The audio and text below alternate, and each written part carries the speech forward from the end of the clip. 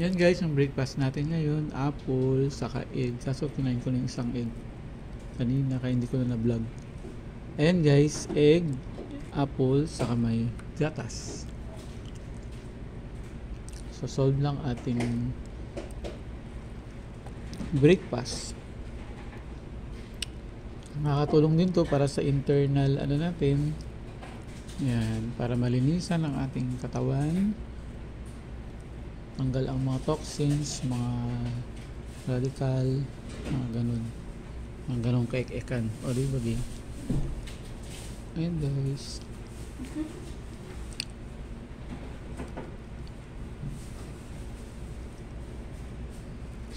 May gatas din tayo, milk.